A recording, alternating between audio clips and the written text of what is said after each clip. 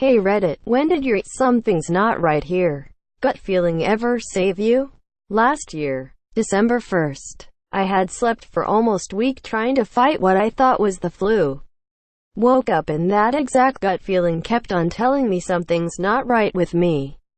Called the parents to tell them and then cabbed myself to the emergency room. Monsieur took blood. The whole 9 yards. Was there for 8 hours.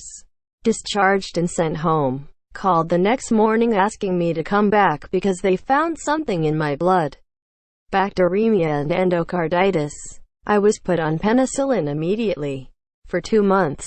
More tests. More things wrong. Went for a specialized test on December 21st. Woke up to them telling me I need surgery as soon as possible. They're trying to find a surgical team. Earliest is the 24th. I go in and while they're operating I have an ascending aortic aneurysm and it caused an aortic dissection. They're able to fix it. I've got a synthetic valve in there now. Here's the kicker. I work in a restaurant kitchen. Just before the start of the holiday season. Normally most cooks would tough it out and just work. Most think, it happens and it'll get better soon. Just keep going. There was just something about the way I was feeling this time that made me go to the hospital.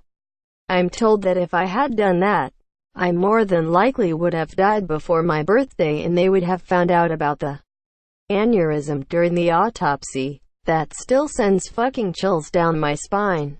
My best friend works as an emergency room nurse at the same hospital that I was operated on and she was freaking out internally but kept it together on the outside for me. She explained just how serious this all was after I was in recovery.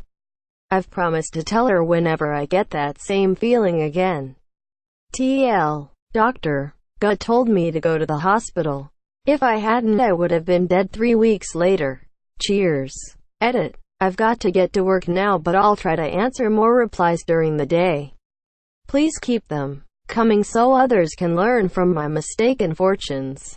Thank you. I went to hospital with shortness of breath and my heart racing. They did a chest x-ray, blood test for blood clots, ECG, and a few other tests but all came back normal.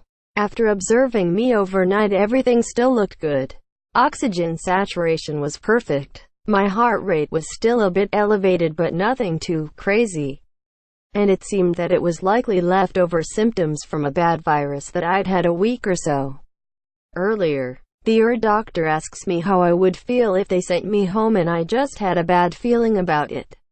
I told him as such and that I had no real basis for it except that I just felt off about it. He said fair enough. Let's try one more test and if that comes back negative then we'll send you up to general medicine and see if they can track something down. That test was a VQ scan that found despite all other tests showing no results for blood clots.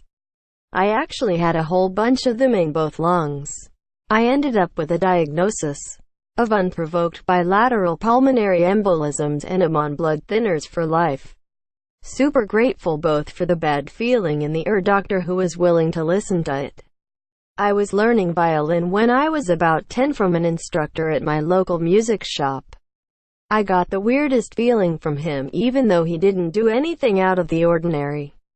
I wanted to vomit every time I looked at him, especially his hands. After 4 lessons I told my parents that I had a terrible feeling about him and I never wanted to go back. Luckily, they listened and didn't make me ever go to him again.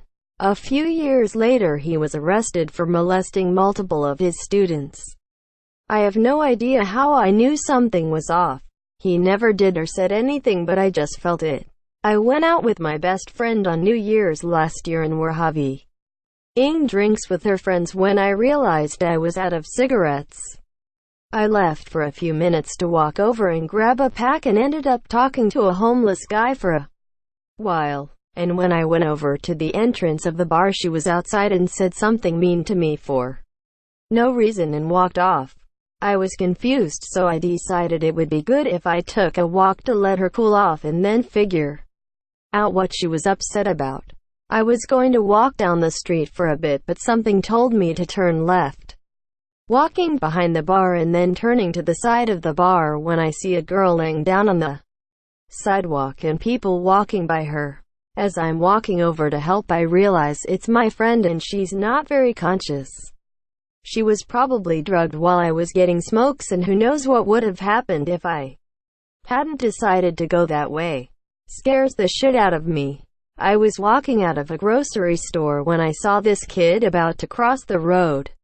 Something came over me and I yanked him back onto the sidewalk. Not even a second later, a truck came flying past. He was probably around 7 or 8-ish. Removed. Forgot one, about 10 years ago, working security at a site about 50 miles from home. Got off shift at midnight, and didn't bother to change out of uniform because I was only going to stop for gas. 2 stations in the town I was working in were open after midnight, but it slipped my mind as I drove past the first one. Pulled into the other. Same brand, same gas price, same sort of dump entirely. And just didn't like something about it. Nobody else around but a clerk that I could see. But I decided to go back to the other one. Topped off and headed back out of town. I get close to that station again. 3 city cop cars. 2 deputies and a state trooper are outside blocking the road with guns drawn. Turns out a city cop walked in on a robbery. Dude put a bullet in his vest, and the store owner knocked the robber out cold with a bat before the cop could recover enough to get his gun out. That would have been me, in a uniform with a nice shiny badge, but no body armor. I was 15 years old and my mom dropped me off at McDonald's to get breakfast while she went across the street to get Starbucks. It was a shopping mall in suburbia and we were on the way to pick up a new kitten a few hours away.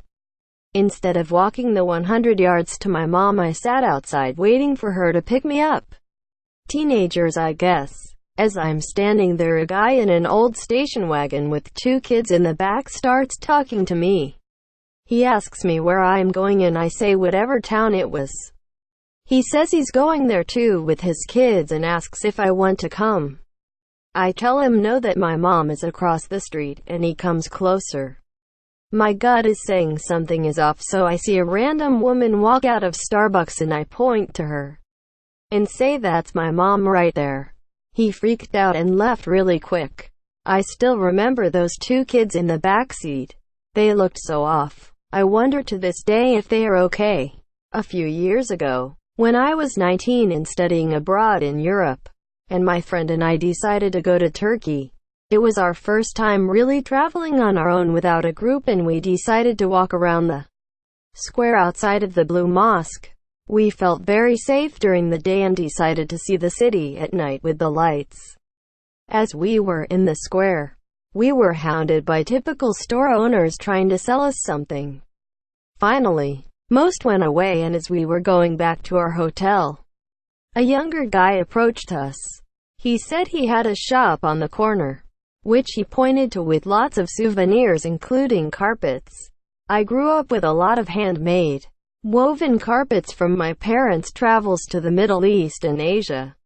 I decided it would be a nice gift, so we follow him. When we get to what we thought was his shop, we stopped. We started to walk in and he said, "Not that one. The one around the corner." We poke our head around and sure enough see a store, only selling carpets. I started to get a slightly strange feeling, but nothing overwhelming. So we followed him as we could see the store. When we walked in, about 13 to 15 other men were in the shop.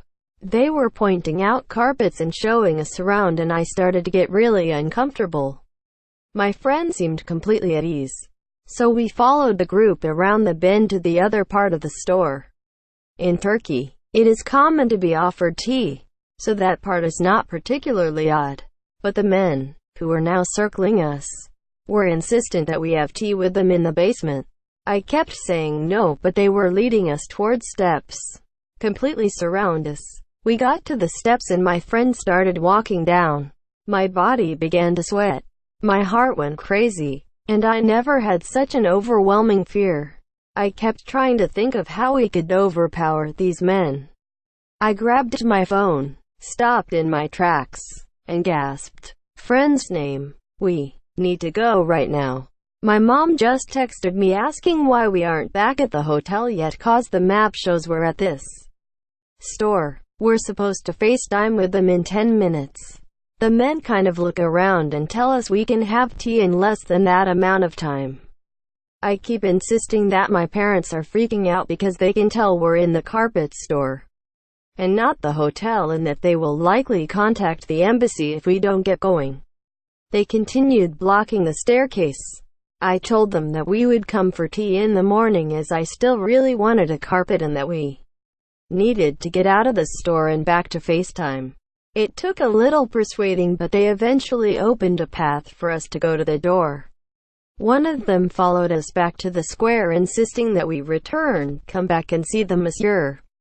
Of course, we didn't. I have no idea if they were completely harmless or not, but I had never had such an overwhelming feeling. They easily could have drugged us, placed us in carpets, and taken us out. My parents didn't actually have our location, as my phone was on airplane mode.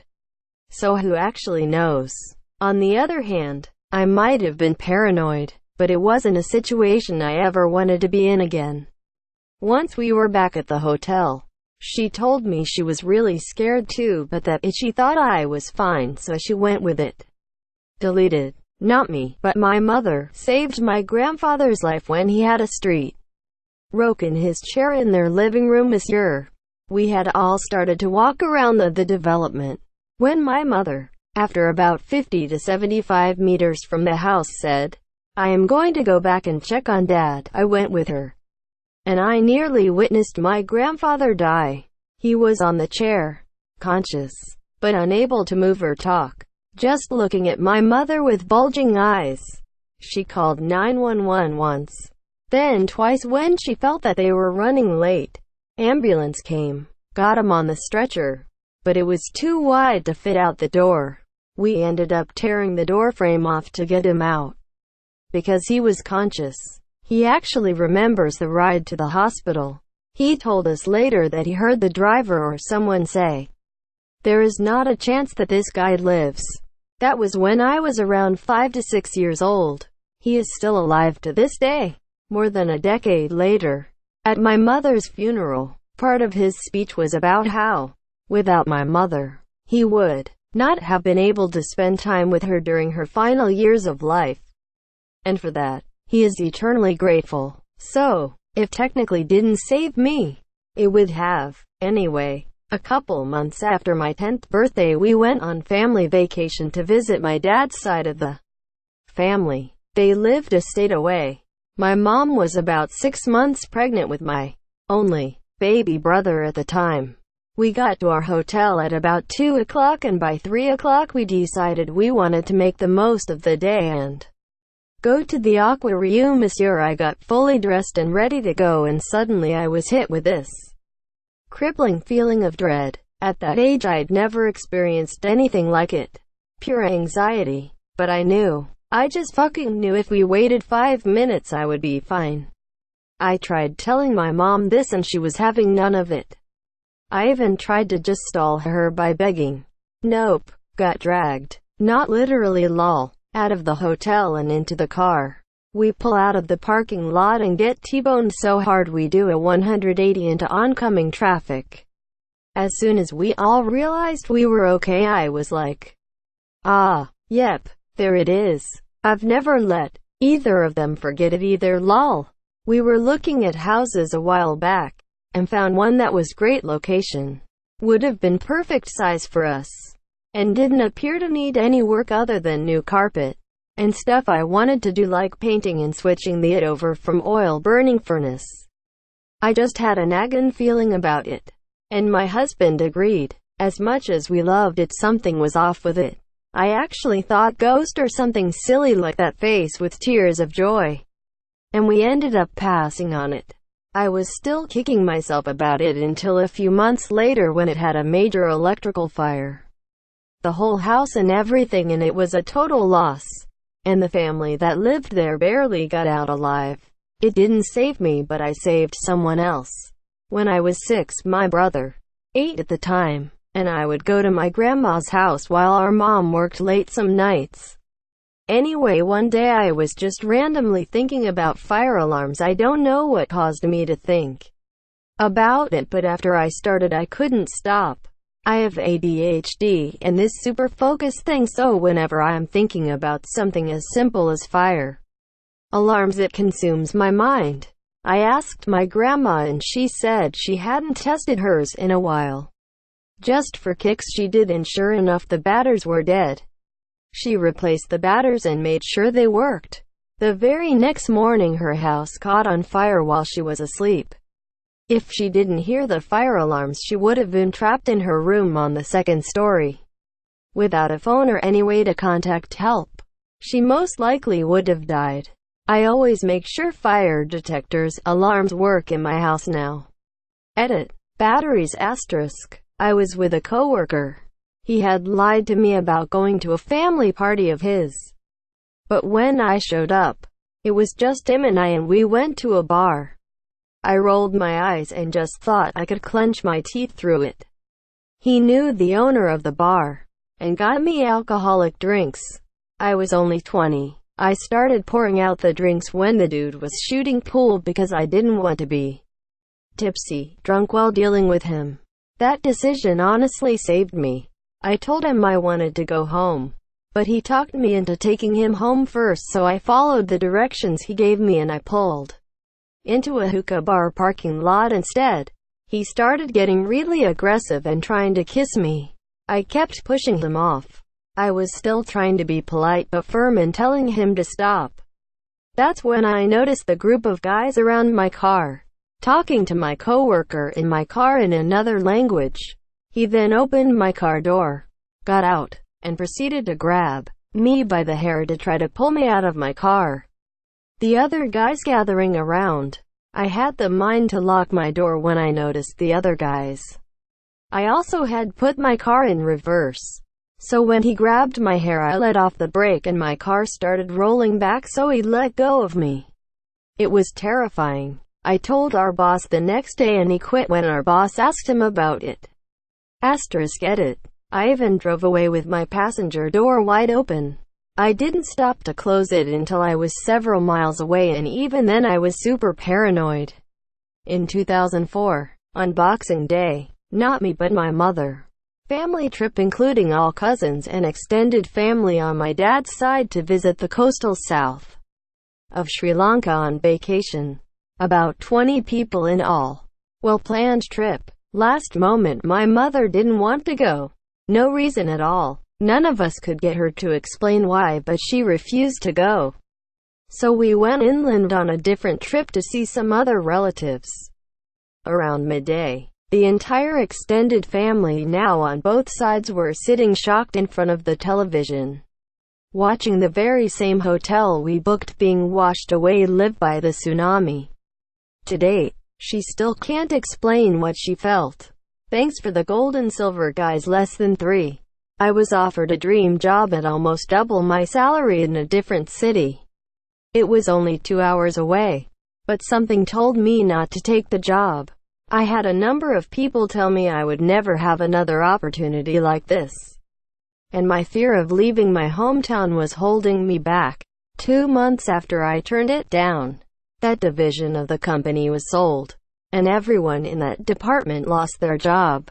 I'd have been stuck in a new city with no friends or family nearby, and no job prospects. Edit. Wow. My first silver. There were a lot of other details I didn't put in my original response. I'd already been working within this division for 7 years.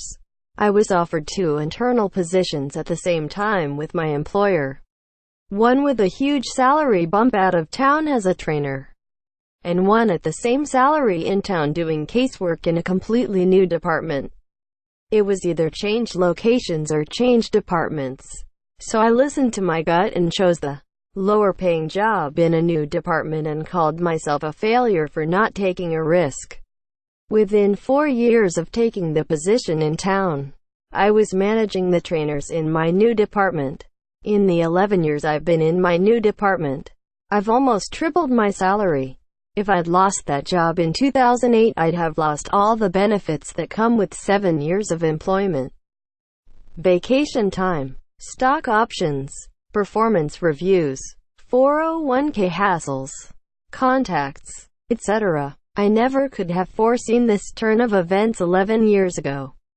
And a lot of it was the dumb luck of being in the right place at the right time and following my gut. Few years back I went to uni in Brussels.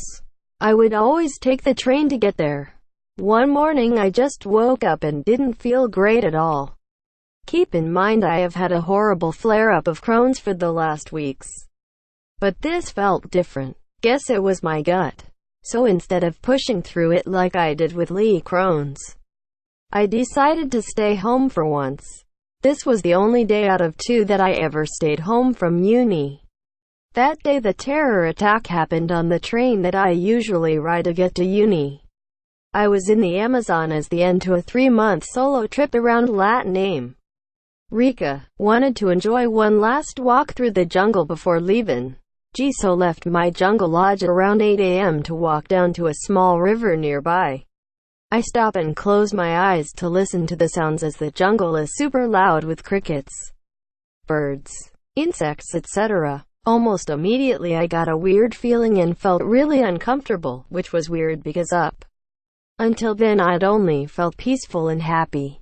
When I opened my eyes, I realized everything had gone completely quiet, which was definitely not normal and not something I had experienced in other rainforests I'd been to. It was bizarre. I immediately felt that I had to leave in fast. After I dipped and got back to the jungle lodge, I told the tour guide what happened and he said it usually only gets quiet when there is a big predator close by. Thanks but no thanks. Edit. I just wanted to address a couple of things in the comments. I was staying with a tour group in a jungle lodge in the Peruvian Amazon. Next to the lodges, there was a path that led down to a river, about a 5-minute walk, where we were told we could go down to Suimusur previously. Our guides had given us some free time in between tours to allow us to go down unaccompanied by them, so I assumed it was fairly safe. They also said in the years the lodge had been running, they had never seen a big cat around there because they are usually shy and the activity in the lodges generally keeps them away. I took this walk around 8 a.m. on the last day just to listen to the sounds one last time, as it was the end of an amazing 3-month trip and the jungle had been my favorite part. I had only been walking for around 2 minutes before I decided to stop to take in the sounds and say goodbye because we would be leaving shortly after. I definitely wasn't wandering off looking to do my own exploration. I had already spent an incredible and guided week there. In regards to the comments about why insects would stop for a predator, the answer is that I don't know. I am just describing how it felt at the time. The birds, monkeys and crickets around me definitely stopped to a point of quiet that is alarming considering how loud the jungle usually is. But I'm in no way saying every single living thing in the entire Amazon stood still. And then when I explained to the guide what happened, that's just what he told me, Sue. I was walking to the barber shop, and for some reason, everything just felt off. I ignored the feeling, but every step I took just made me feel like something wasn't right. So I decided to just go grab some food and come back. While I was eating, I saw police cars and ambulances driving to around where I was before. It turns out there was a murder. Now I always listen to my gut feeling,